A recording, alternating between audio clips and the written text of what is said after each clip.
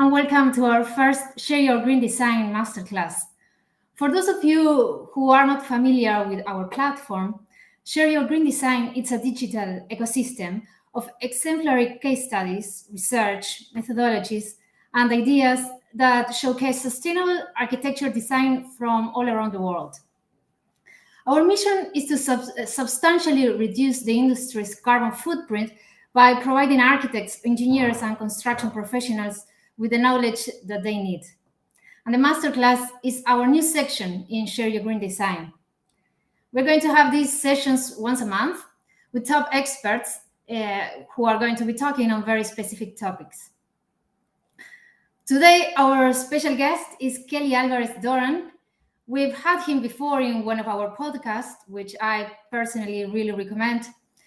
Kelly is a senior director of performance and provenance at Mass Design Group, where he supports principals and designers to embed environmental objectives into all mass projects, as well as leading climate-focused research and the training of the entire team.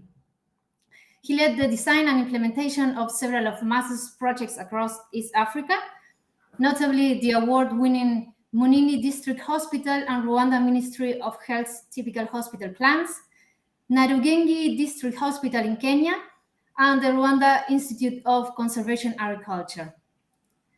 Kelly is also a professor at the Bartlett in London and University of Toronto, where his half research studio focuses on the whole life carbon of the built environment. The outcomes of his research have informed the ongoing development of embodied carbon policies for the city of Toronto and the surrounding municipalities. And this is part of the work that Kelly will present today. So we hope you enjoy it. We will have a Q&A session after the presentation. So please post all your comments and questions in the chat or on whichever platform you're using, if you're on YouTube, Facebook, or LinkedIn. And we will go through as many as we can.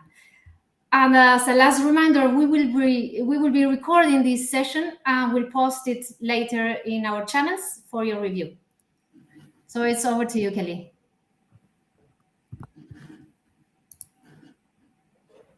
Thank you, and great to be here. Thank you so much for the opportunity to speak. I'm going to go ahead and share my screen. All right, yeah, today's talk is called Less is Less. And to start off with, I'm going to refer to this kind of rather famous conversation between Buckminster Fuller and Norman Foster back in 1978. Buckminster asking Norman here, how much does your building weigh, Mr. Foster? And he does this after visiting the Sainsbury Centre in Norwich in the UK. On the 4th of July, 1978, Norman comes back with a response to this question, which I think is very important and telling of that moment in time. He says, "Dear Bucky, I thought you might like to see the enclosed drawing, which I promised when you were at the Sainsbury Centre. You can see that it shows more clearly that my description of the gasket is not penetrated by the bolts. And you also asked what the weight and volume of the building, which are as follows. The weight, the ground slab, 4,507 tons. Structural steel, 256 tons. Gaskets, 26 tons. Panels of aluminum, 80 tons. Aluminum subframe, 23 tons, etc., etc. Partitions, walkways, handrails, skirtles. Louvers, aluminum. Louvers, subframe, aluminum. My building weighs 5,618 tons." Now, the problem with Norman's math here is an incomplete. It does not account for the externalities of the building.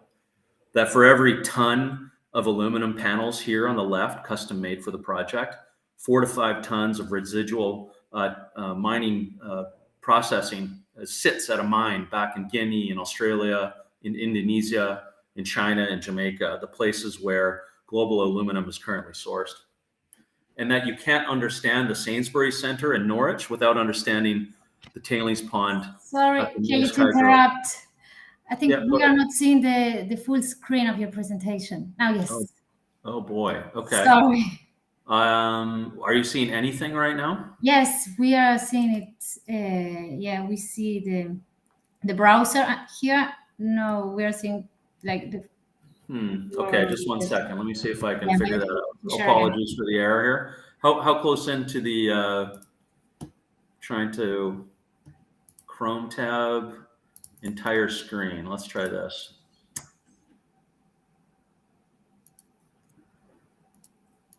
now can you see the full scale of the slides? Yes, now yes. Thank you very Okay, much. great. Where did you stop the visuals, Betania? But not the presentation, like the full screen presentation. Oh, okay. Have you seen, just so I know what you have seen, have you seen these slides already? I think not. Okay. All right. Can you see now the Sainsbury Center and a tailings pond? Is that Yes, where? Okay, yes, great. we see that. I'll pick it up here. I mean, I'm not totally sure what slides you have not seen, but here's the letter from Buckminster Fuller. Perfect. Yes. Yeah, here is the comparison of an aluminum panel from the project, and then also a kind of tree map of global aluminum supply currently. And then finally this slide. So, on the left, the Sainsbury Center in Norwich, you cannot understand the building without also understanding, the tailings facility here at Norsk Hydro's refinery on the banks of the Amazon River. These are the same building. This is ultimately the same project. Now, I personally, have come to understand this, I guess, the externalities of that calculation through personal experience. A decade ago, upon graduating from architecture school, I went and worked in the mining sector for 3 years, and traveled to places like this, the Kanshansi zinc and copper mine in Zambia, working with these workers to envision their new housing that was adjacent to the mine. Worked in northern Alberta, developing a comprehensive regional infrastructure plan for the area of the Athabasca oil sands, roughly an area the size of the Netherlands, this to expedite the extraction of oil from sand. And then finally, spent the better part of a year working in Panama with this indigenous community to resettle it, to move it, to make way for what is now Latin America's largest copper mine. So I've seen the whole at the other end. And the thing about practicing on mines, it's really hard to become a registered architect, particularly in Ontario, because we've got a certain percentage of our hours have to be done on projects in province. And so whilst I was, working around the world, I also had my first commission, this cottage back in the woods of Northern Ontario. And over the course of 3 years, building, this kind of quintessentially Canadian project, a wood frame cottage in the woods, completely off grid. And you can see here the solar panel on the right that supplies it with power. That, ultimately this project, then for my in-laws, completed in 2014, was my ability to understand what it meant to become an architect, how to begin, get my registration, feeling pretty good about myself, and then finally also getting it published in Dwell magazine. And that, my understanding of architecture at that moment, I think, is really embodied in this project. But the cottage being written up as highly sustainable, that it's tight insulated structure, drawing energy from a nearby bank of solar powers, and the water coming from the lake. Now, I felt so good about this cottage, I decided to get married there. And then, shortly after that, found myself living in Rwanda, having met the folks at Mass Design Group, and moving there to help lead that office. And my first project there is the Munini District Hospital. It started about 9 years ago. And it was in Munini that I began to realize that much of my training and assumptions I'd had as an architect, the decisions I'd made around my cottage, were quite flawed. I'd never worked on healthcare, and I think that this was an amazing opportunity to not just imagine the future of healthcare infrastructure in the country. So these are the typical plans, so to speak, the DNA of all district hospitals in Rwanda that we worked with doctors and the Ministry of Health to produce. And then ultimately that led into the design of the hospital. Now, Munini is located in a very remote part of the country, very difficult to get to.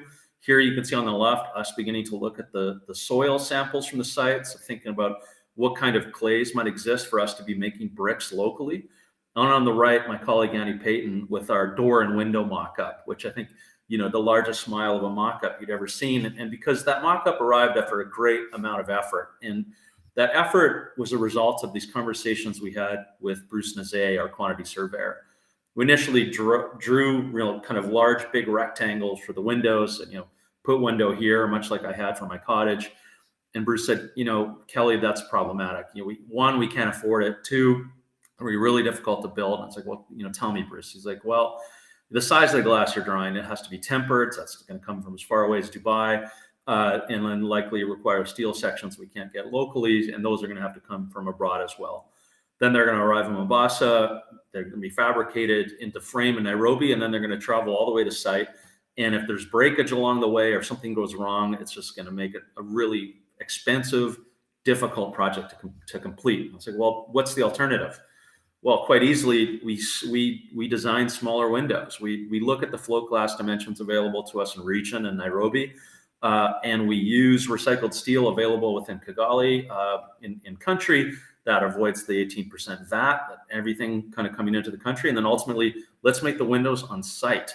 That way it will get around any breakage and also move labor to the project site itself. And that's ultimately what we did. And this was the first experience of actually drawing a window and not just a kind of rectangle attached to a catalog, but this really thinking through all the details of window and its operation.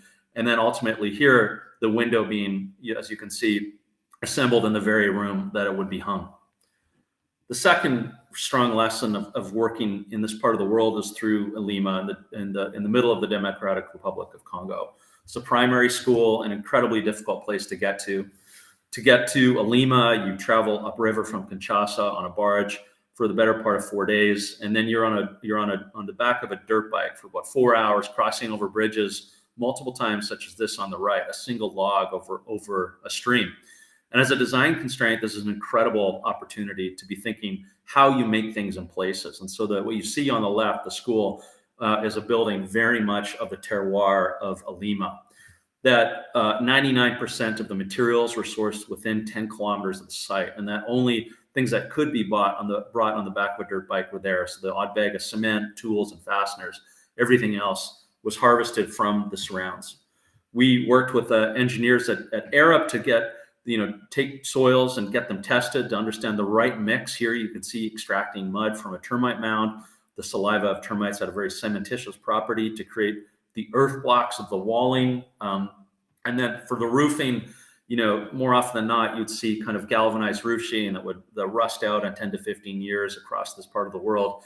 And instead, we wanted to throw some shingles. We found a species of tree, much like cedar, that, in the event that a roof needs to be repaired, which is going to happen, and you can already see on the image on the right what's happening, that the local community could go out and throw shingles and repair it themselves, as opposed to wait for months on end for some sheet to arrive. Now, I think Mass, where we've been known for our social impact work, and so here, really wanting to understand where the money is going in a project, you can see, the vast majority of this construction budget was making its way into the labor immediately around the site. This is obviously a part of Congo and the world where the labor rates the employment rates are already significantly low. But this was the first time that we looked at embodied carbon. Working with researchers at MIT, we did the math on the project and found that Lima was this. It was 28 times less embodied carbon than the global average for schools. And personally, this was an absolute kind of aha moment of, wow, we've never done this. I've never even heard the word embodied carbon. And then to think that this building is such a fraction of other schools, the ones that, that I have gone to as a child. Why? Why was this? And so I went back to my cottage and began to ask questions of like, what had I done? I had thought I was doing sustainable architecture. It was completely off grid. It was solar powered. It was designed for passive ventilation, but I had not once considered embodied carbon. And so going back and revisiting this project years later, developing a kind of the detailed model to extract volumes, and then doing a life cycle assessment. And what I found was that, the single family cottage in the woods, embodied 92 tons of CO2. And in context, that's the equivalent of me driving a car for 92 years. That's a pretty significant impact. Of that, only 10% is wood. I thought it was a wood frame project. It's not. It's a basement with a wood frame on it. That 65% of the projects found emissions are in a concrete crawl space, a space we do not occupy. There's nothing down there. And it is wrapped with extruded polystyrene, XPS, the material of choice for the past few years of insulating below grade. Why had I done this? Why did I do something so foolish to think that a concrete foundation was necessary for this project, right? I look back at this image at this point in time as it's emblematic of my training, of what I was trained to do and what we thought was the right thing to do. I see it for not that anymore, and I'll talk more about that. And then finally, over half of this project's emissions are from oil, from petrochemicals, from the very family materials that I worked with the province of Alberta to expedite the extraction of. And of that, the XPS being the large chunk of it, but that asphalt shingle is, the most ubiquitous form of roofing in North America itself, had a substantial impact.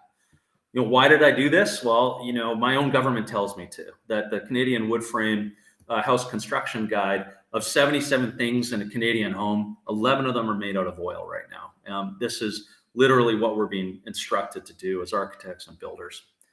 And how did we arrive at this? A student of mine, Ryan Brewer, a couple of years ago, was looking at the history of insulation in the context of Ontario. And what's really fascinating is not 100 years ago, we were using wood fiber, cellulose, animal fibers, vegetable fibers.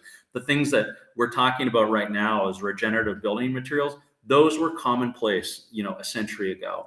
And it's only in the last few decades that the families of polystyrenes, polyurethanes, any kind of byproduct coming out of oil and gas has come to dominate our buildings, and through substantial lobbying efforts from that industry. That if you look, cellulose has kind of diminished over even in the last few decades, where it was very prevalent in the 70s, and as we see less and less of it. On the opposite end, things like polystyrene and my good friend XPS, more and more predominant, more embedded in how we think about buildings. And even this letter from the director of the XPS Association of America, writing then John Barraza, the head of the EPA, head of the Committee on the Environment and Public Works. Please don't regulate our industry into improving the solution to our product. We don't want to do it yet, and ultimately that passing.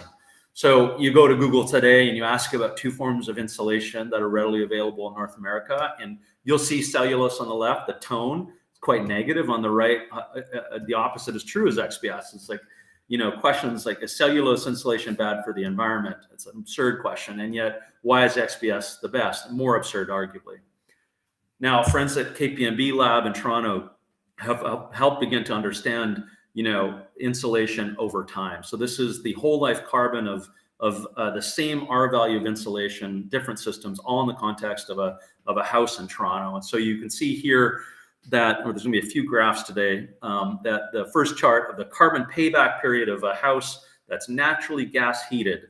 What year does the insulation cross itself over, i.e., at what point in time do the upfront emissions get crossed over by the operational emissions that it is saving? And so you can see most of these products cross over in the first day or week of them. So blown cellulose, we just mentioned, fiberglass, etc., rock wool. Those are all happening in here.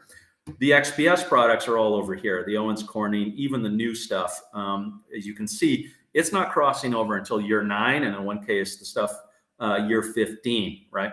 So this is basically saying your house is better off having no insulation for 15 years.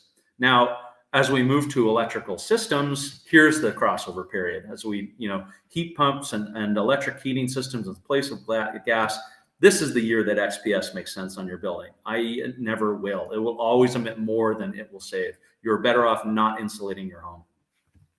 Another way to look at my cottage is that, the lesson in Munini, but applied to a North American project. And what's really kind of revealing of, say, Western construction and generally construction more broadly is how global it is. You can see it's a conflation of global supply chains. And so, my floors are coming from Poland via Austria. I've got a stone from Portugal, and all the lighting, more or less coming from Chinese supplies. And the one thing that I was interested in, back to the windows, is I took great pride in sourcing windows from Manitoba, my home province, and I asked my friend John, who worked alone, can you tell me, do you have an EPD for your windows? Can you tell me where they come from? And he basically went back to his suppliers and gave me this kind of story of the windows of this cottage. And so you can see, the large glass was floated in Missouri, tempered in Collingwood, put into a frame back home in Manitoba, and then shipped back across to Ontario to the project site.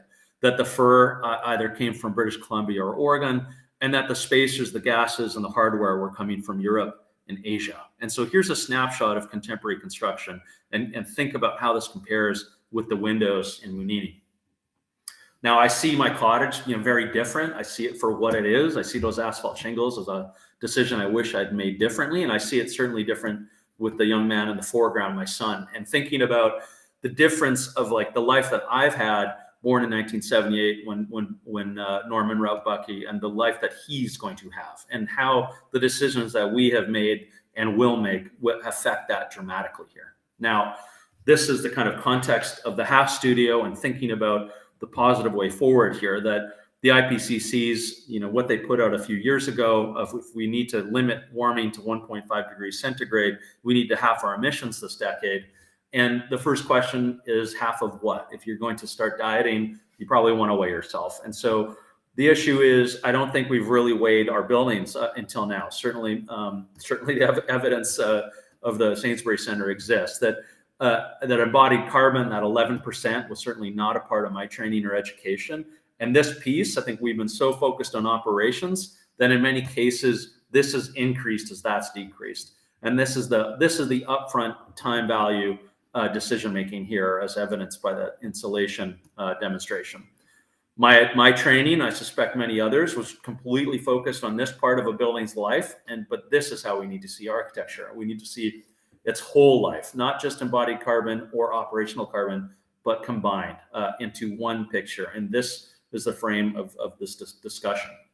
Now, armed with this kind of knowledge, my last project in Rwanda is this Rwanda Institute for Conservation Agriculture. And I hope this offers some clues on what the future, might look like. So it's a ground up agricultural school spread across 3,400 acres, and it's got 69 unique buildings.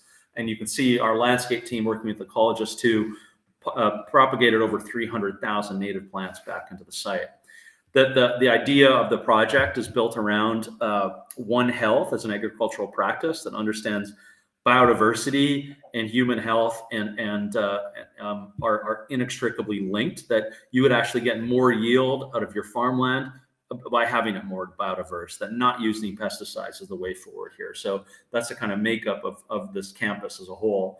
But with the building specifically and the overall campus, we had from the beginning very focused on reducing both upfront embodied carbon and full life whole life carbon. So here you can see one of the classroom blocks that was first built.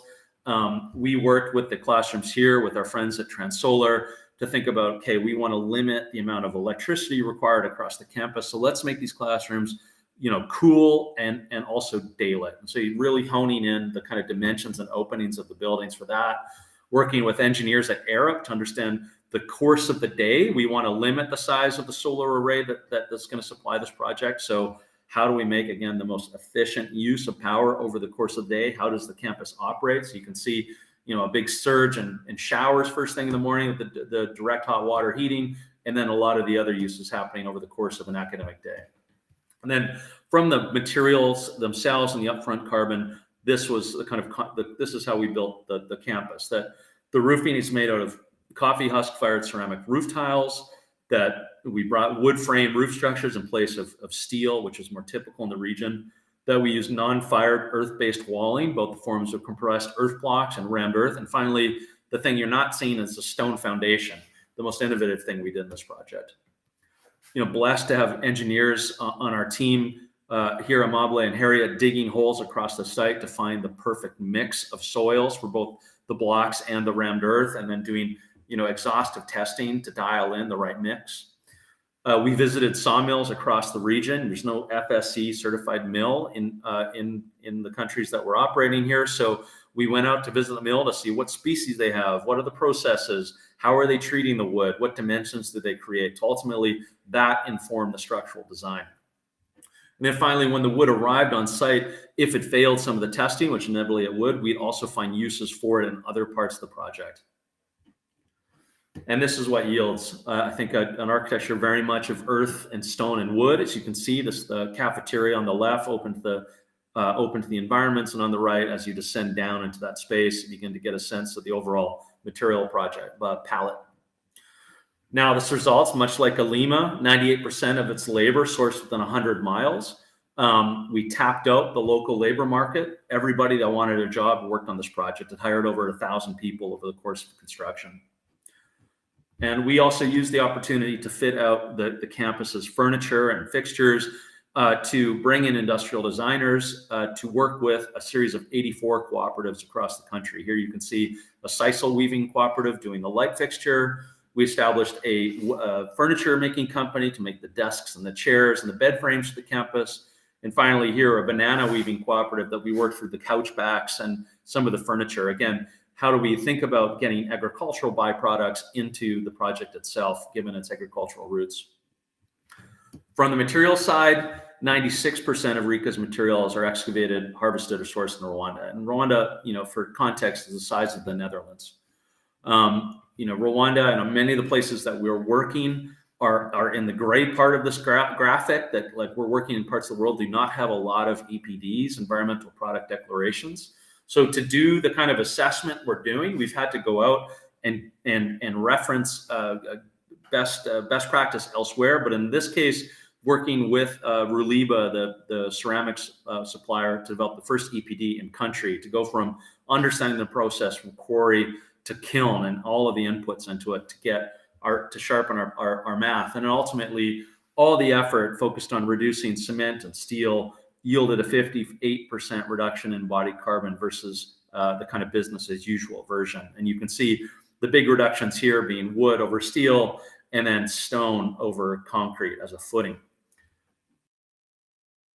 Now, as at work, you reduce your upfront carbon. You still have, in this project, a lot of infrastructure and landscape. And so we did, working with Arup, can completely quantify the upfront emissions of everything, included the solar power array that powers the whole campus. Interesting that the array itself and its battery specifically requires 15 years of generation to offset itself. And it's only got a 16-year warranty.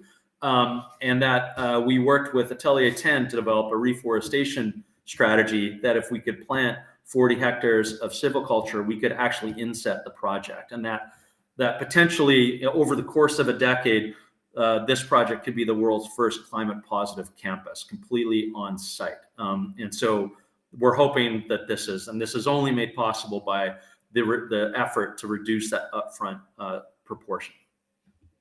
Now, it's been recognized recently. Honored to be on the cover of the Built for the Environment report from RIBA. But arguably, I think the largest accomplishment I've ever had as an architect is getting stone foundations on the front cover of a structural engineering magazine. Here you can see, that being a kind of big accomplishment. Again, stone foundations in a seismic zone as well.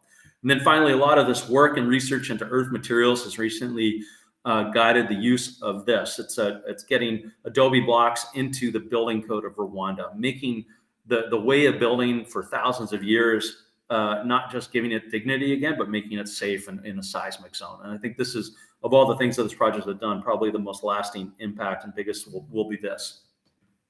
Now, ultimately, a question we get at this point is, it's all well and good doing that in a place like Rwanda, but how do you do it here? How do you do it in Ireland? How do you do it in the UK? How do you do it in Canada?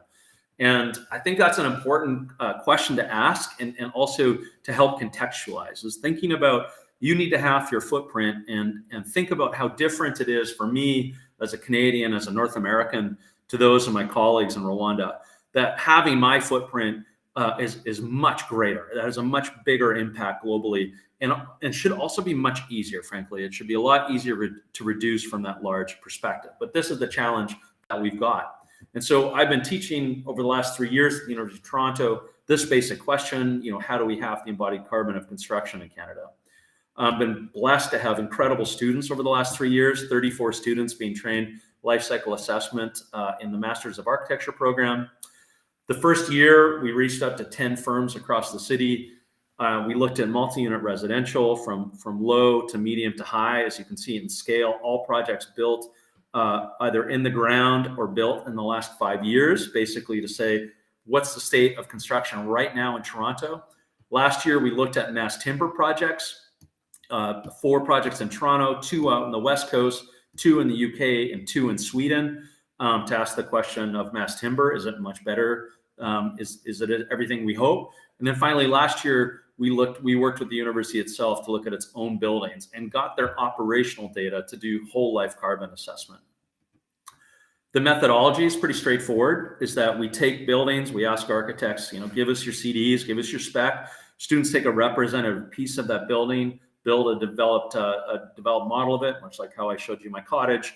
And we use life cycle assessment platforms then to associate the EPDs through the using of specifications. And then this last year, even introducing energy baseline modeling, calibrating that against the validation against the used data versus modeled, and then finally showing the kind of whole life carbon perspective here. Working with practices now, I think we've engaged over 30 different practices, and for many, it's the first time they're even looking at embodied carbon, and it's been incredibly rewarding, I think, in both directions for students to understand what decisions are going into designs, and also for practitioners to begin to engage this topic. The results of the Toronto projects you can see here are kind of mixture of overall carbon intensity, and that the housing and the mass timber are pretty much the same. And that the University of Toronto's buildings are much higher. These institutional projects, significantly higher carbon. But even in the kind of typology, there's a big gradient here within housing, and we'll talk to that in a minute. One thing, but last year that kind of stuck out was that the University of Toronto was using heat year-round in its campus, thinking about, Toronto is hot and humid in the dead of summer. There's not a lot of people in the building, and yet the district heating is going in the buildings because our contemporary mechanical systems are designed to drop air down to 8 degrees, 6 degrees to drop out humidity and then be reheated back up to 16, 18 degrees. To me, this is absolute nonsense as an approach here. That all of the buildings at U of T use more energy than they're modeled, in some cases 3 times more, which makes me really pause and think about what are the things that we're designing to right now? If our assumptions are not met, why is that happening? Are we commissioning buildings correctly? Were some of the initial assumptions on use flawed from the beginning?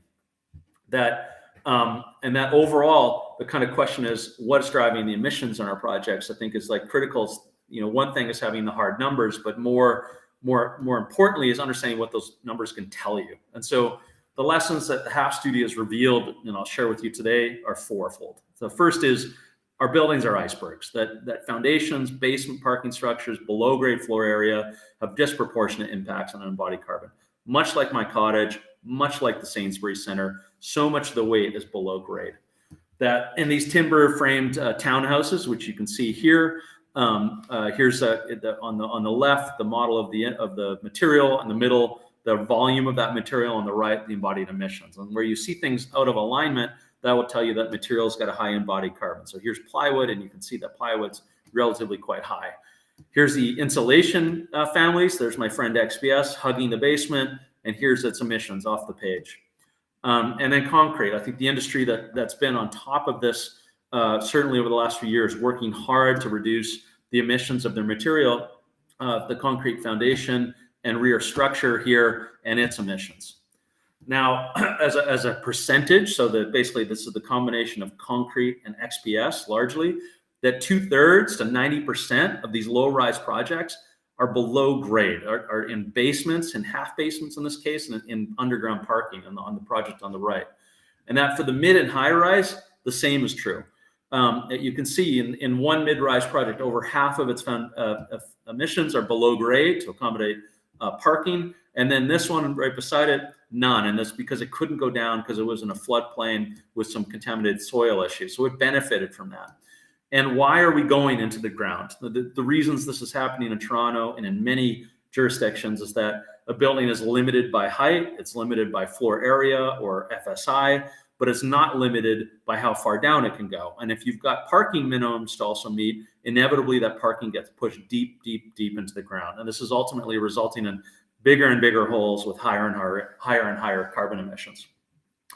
And this gets confounded because the grids of parking seldom meet the grids of residential. So you can see in this project where the dimensions of a kitchen and parking space are different, that the entire ground floor becomes a meter thick transfer slab, resulting in 14% of the project's total emissions. This to accommodate 2 floors of underground parking. And like every time I look at this drawing, I just think about how insane we are and thinking that this is a priority. Now, this findings has influenced, I think, how we're designing currently at Mass, and so here's a project currently in the boards where it's a 4-over-1 stick frame affordable senior housing project just north of Boston. We're doing the life cycle assessment. It does not surprise us that 83% was part of this podium parking structure that everything sat upon the top, and that there's a moment in the project that, due to cost inflation largely, the builder came back and said, we need to find 20% savings. We need about $9 million. And fortunately, we had it in the back of our pocket. Well, you could basically get rid of the parking and put it back on surface where it had been on the previous use. And that'll save you $9 million. And it also cut, 1,350 tons of carbon out of the project, and they took it. The second lesson, use less metal. That aluminum extrusion-based glazing and facade systems carry by far the highest embodied global warming potential by volume of any building material. And so if you're not familiar with the Royal Danish Academy's kind of food pyramid for building materials, here it is. It's a great way to understand different environmental impacts. And this one is sorted for embodied carbon in the context of Denmark. And you can see there at the top is aluminum, copper, galvanized metal, galvanized steel. That's at the top of the food chain. That is the Wagyu beef of architecture. And we use Wagyu beef. We basically eat it in every meal right now, as you can see from these projects, either in the form of exterior cladding or in mullions for curtain wall systems and window wall. Working with some architects, Diamond Schmidt in Toronto, beginning to understand, how we should be looking at facades. And I think you'd be like, well, a facade doesn't really represent that much of the upfront emissions. But the issue is it's the running concern. These systems often have 15, 20, 25-year warranties where the windows or the gaskets are going to ultimately fail or need service or be replaced. And so it is the running concern. And if you're an institution or an operator, you need to be paying attention to this. In the first year, we looked at facades through this lens, through both embodied carbon and R value. And what's really interesting, you can begin to see these are 3 ways of doing housing in Toronto today. And so you've got roughly that 27, 28 R value, and then, in and around 87, 102. But then the window wall system, which is predominant across Toronto, invented there, you can see an R value of 2, and then 2x the embodied carbon. In the mass timber series, we saw a really interesting variation, a lot of innovation happening, arguably some climate positive facades here, the black and white building, which is getting a lot of press of late, with Watt Thistleton, arguably through the biogenic storage, climate positive. Likewise, Buckholtz McAvoy's an Irish practice project in Toronto with ZAS Architects, also arguably climate positive. Lots to learn in these buildings.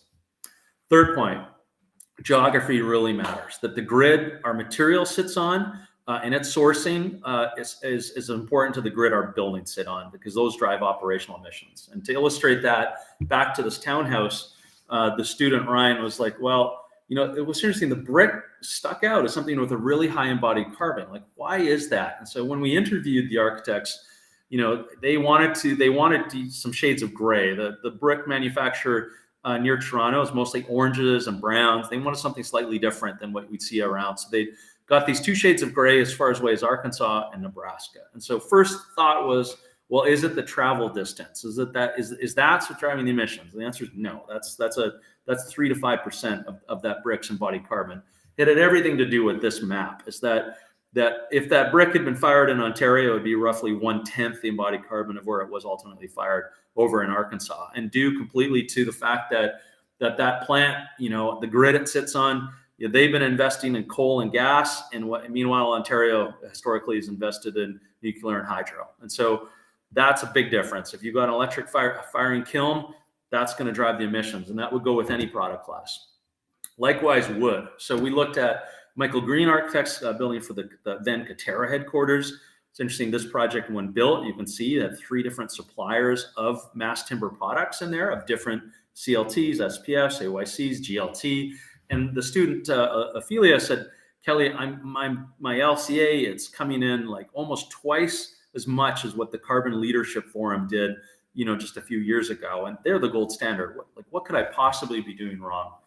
Ophelia, I don't think you're doing anything wrong. Please go back, look at their report, understand what they're using to arrive at their number. And sure enough, of the 52 materials in their report, only 15 were manufacturer-specific EPDs. Back in 2018, EPDs were not plentiful in North America, and that over just in the course of a few years between their assessment and hers, there were a lot more, and that she found that the location of the actual supplier, and here you can begin to see a few projects in there, say the material shed of all the wood and the mills located relative to the project, is that that the generic that CLT had been using a few years ago was half to a tenth of the actual supplier's specific EPD. And this, again, it really depends on how things are made and where they are made. And this is why we need to be asking suppliers for EPDs, because it'll make them look in the mirror at their own supply chains and their own processes as like how they can find reductions.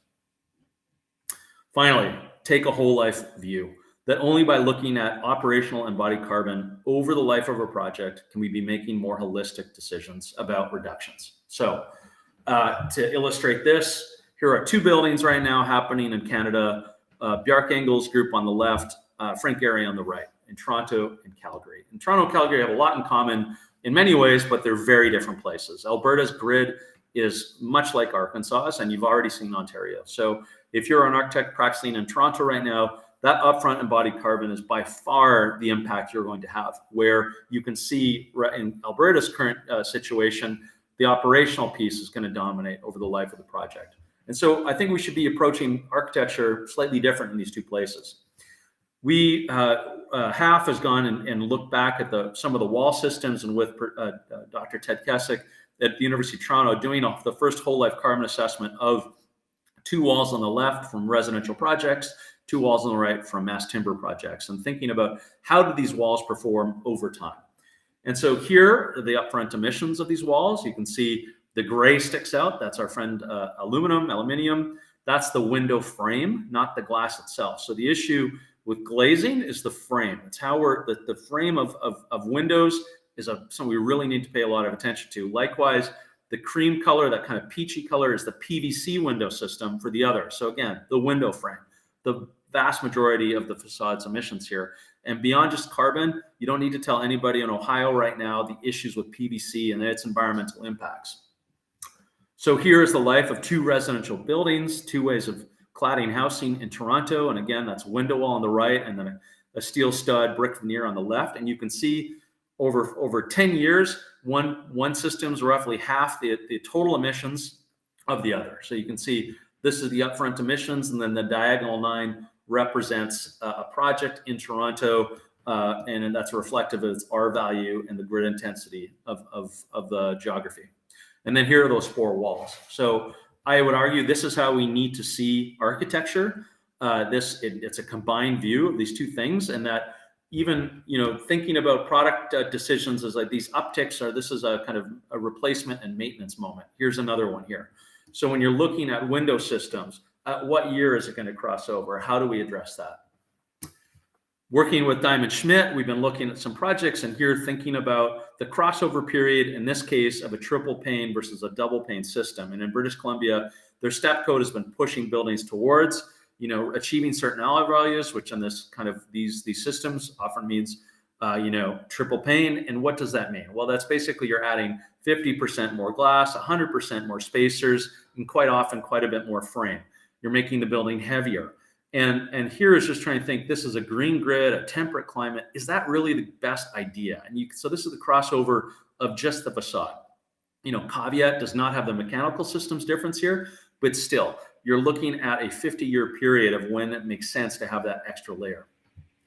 Wanted to take this one step further, looking at window wall, again, the kind of systems that we saw in that project in Toronto and Calgary, but expanding this to other parts of North America to look at different climates, different grid intensities. And so, if you're working with window wall, here's the year that triple pane windows make sense. And so you can see in colder climate, dirty grids like Minneapolis and Calgary, pretty quick, but in the green grids or temperate climates of LA, never. And yet a lot of our codes are pushing in that direction. How's this informing our projects at Mass? We're doing this currently working with a small nonprofit to renovate an 1890s brick warehouse. The building had been renovated in the early 2000s to the then Massachusetts Energy Code, which at that point required us to put dual pane windows, 3.5 inches of insulation inboard. And now that energy code has been ratcheted up again to meet it, it's requiring triple pane windows and 5.5 inches of inboard. And so intuitively, we were not totally sure that was such a good idea, right? And ultimately, we did a cost and carbon comparison to say, if we did nothing, here's the emissions of the project. If we did everything pre-cold compliant, here's the emissions of the project. And that's a pretty big difference here, that it's actually a better idea for the climate and for our client to not do anything. But ultimately, we ended up suggesting to replace the insulation on this project because we'd also need to do electrical work. And so you can see here, the yellow line is the course of action. Saving our client roughly $100,000 at a small nonprofit, that's a big deal. Working with Diamond Schmidt here, beginning to look at facades also from a circularity perspective. So, in these systems that ultimately will fail, need replacement, how do we move from a kind of throwaway to one that's completely circular? How do we move curtain walls and everything that's in them into something designed from the very beginning that you can begin to think about how it's going to be taken apart, serviced, and re-erected? So we can do this here, and to illustrate that, for the last year, on the back of a lot of this, presented with this research, the Green Standards team at the City of Toronto said, let's go out, let's get a grant, let's build on this research to help develop policy. And so last year, we co-authored this embodied carbon policy primer here that recommended maximum targets that ratchet down over time, much like the energy code had. To do so, the city said, well, what's it mean for us? And so we did life cycle assessments of 2 city-owned projects. This is a garage for their emergency services vehicle. Doing the LCA, we came back to the project team, the architects, and the construction management team of the city, said, here's your highest emissions, XPS, no surprise. What was interesting, paints and coatings stuck out as the coating for the concrete in the garage space, and the ready mix. And we presented, basically a recommendations that could adjustments and specification only, did not change dimensions at all. They took it away and said, you know what, it's all cost negligible. And in one instance, it's actually going to speed up construction. And that alone, 3 things happened here: reduced the project's emissions by 800 tons. So it makes me feel slightly better about my own cottage's foundations at this point. And that 2 weeks ago, this was passed. This was passed by Toronto City Council. Toronto is now the first city in North America to have maximum targets for its buildings. Now, working with the City of Toronto as a knock-on, looking at the urban design guidelines and the things like parking and all the policies and zoning bylaw, to begin to think about what recommendations we might be making as to amend them in light of whole life carbon. And part of that is this first step is looking at the kind of prevalence of angular planes, something that is rife across North America here, and doing kind of counterfactual studies of thinking, had those projects as built on the left, had they, had reduced step backs or no step backs, what are the differences in whole life carbon? And early indications are they are very significant. So to conclude, the direction of travel, I would argue, we need less parking, less glass, less petrochemicals, no petrochemicals, fewer layers, less demolition, less metal, less floor area per person, certainly.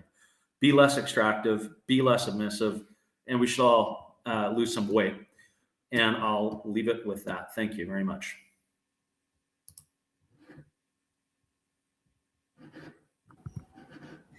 Thank you, Kelly. That was a very inspiring presentation. Thank you very much. I have a few takeaways that I would highlight here. First of all, how the vernacular architecture and the locally sourced materials, by hygienic materials, by products, this is the way we have been building always before the new ways that we have now of construction. And it's very simple in the end. It's how to build simpler, how to build with less, and yes, building simpler. The second one, I would say the importance of the holistic thinking and looking at the big picture, the long-term impacts, not just focusing in just one building and a need that will be fulfilled for very few years. And so taking into account the entire life cycle of the buildings, the possibilities that we have, how to resource energy, how to resource the materials. And the third one, I would say that there are no excuses for reducing carbon emissions, because if certain geographies with less resources can do it, it should be, as you said, even easier for certain geographies with more resources. And that's how we are also seeing in places like Toronto, as you showed, that how they are moving towards having a better impact into the environment. So thank you very much for that presentation. We can go then to the questions. We have some questions here. The first one, do you think more visibility of the supply chains, or like the map you shared, would help the industry and end users to make the right choices?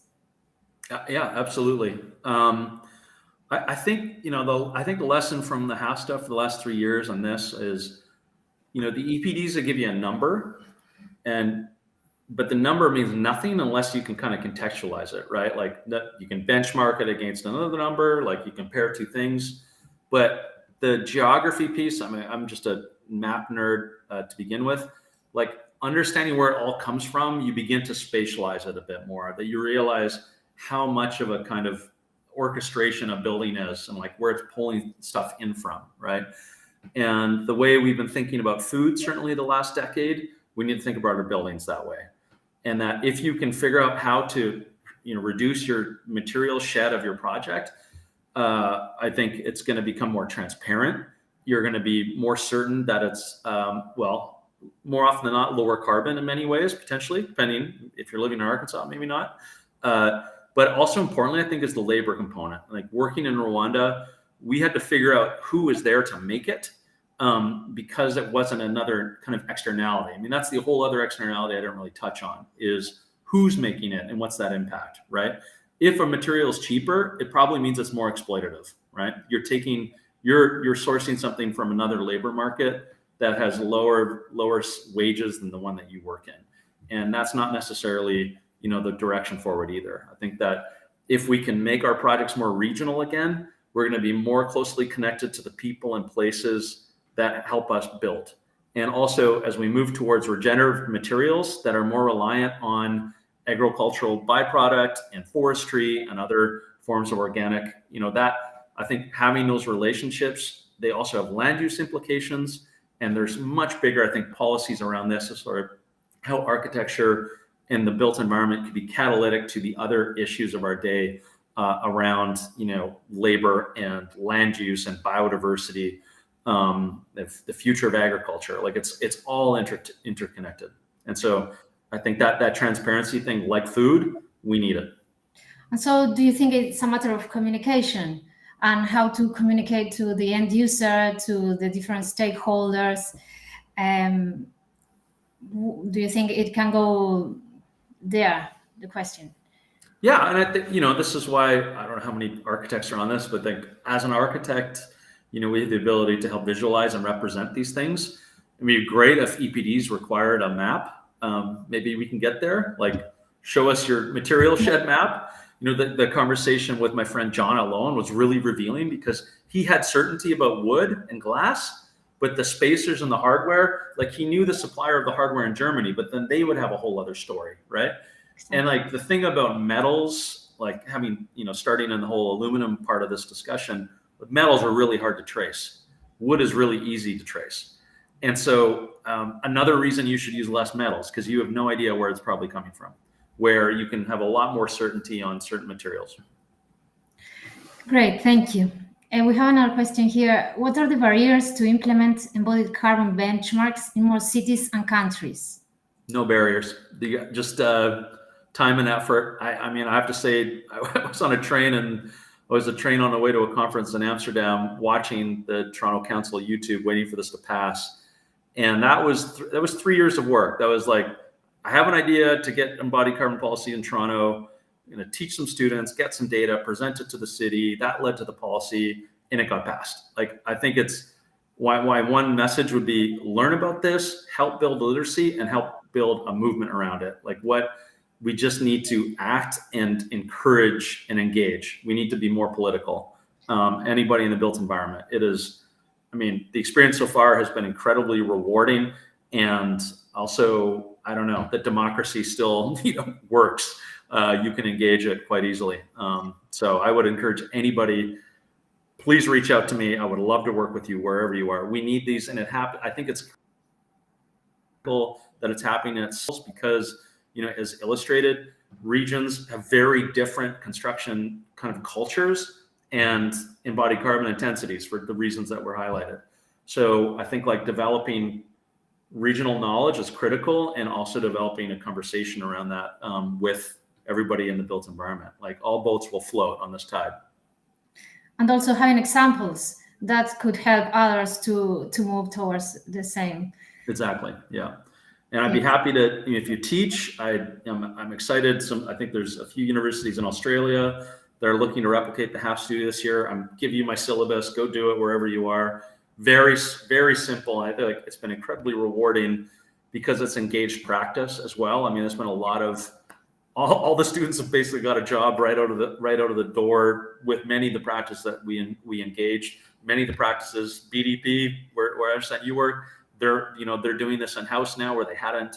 So it's been catalytic and a lot of, I mean, it's been really encouraging. So I'd say, please reach out to me if you're interested. I'll give you everything I have. Absolutely. And also young generations, it's very inspiring to see how they are so interested in also joining this type of work. So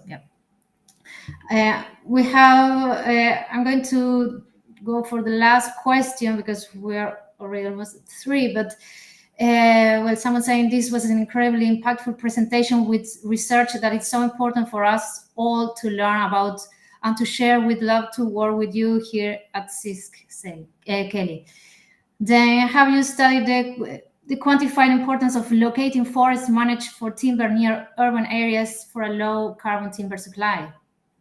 Yeah, I guess it depends what your urban area is, and the tree itself, the embodied carbon's all in the processing. So it's like, what does your mill sit on? How is it powered? The transportation is obviously part of it. But I think like there's another part of this thing of the forests not being abstract, the same way that tailings, bauxite mine in Guinea is an abstraction of the aluminum mullion, that the forest is not an abstraction of like your timber, right? That we have clear relationships with the forest, and that you could go and see it, and you could actually see forestry. My cottage is in the middle of a sustainable forest, by the way, so I see it happening every time I go there. And I think that the more we can, this is a land use transformation project as well, as like replanting potential wood that is part of our supply chain of a city again. And us being a part of it, like that would reduce carbon, but it would also make it more of a cultural project. And I mean, I don't know where, I think there's many cities that we're talking about that was once the case, certainly as like a primary biofuel at one point. And now it could be much more than that. Excellent. Thank you very much. We are receiving more questions, but we'll have to end up here. If you have more questions, we can maybe collect them, send them to us, and we will give them to you, Kelly. Maybe you can have a quick response, and we will publish them in our platforms. So thank you, Kelly, once again, and thanks everyone for the great questions and for joining our Share Your Green Design Masterclass. Our next Masterclass will be on Wednesday, the 14th of June, and the guest is Oliver Kinan. He's an associate professor in sustainable building technology at University College Dublin. So again, you are very welcome to join us. And as I said before, these sessions will be posted online. So check out our website at shareyourgreendesign.com and subscribe to our channels to keep up with this and other content that we are constantly sharing, such as the latest projects, news, research, events, competitions, student work, and job adverts. But also, if you are a professor and would like to deliver a masterclass, or if you have projects you want to share in our platform, please get in touch with us. We even have a section dedicated to students, projects, and research. And also, if you have comments, ideas, or just want to collaborate with us, please get in touch as well. Thanks, everyone, and see you again soon.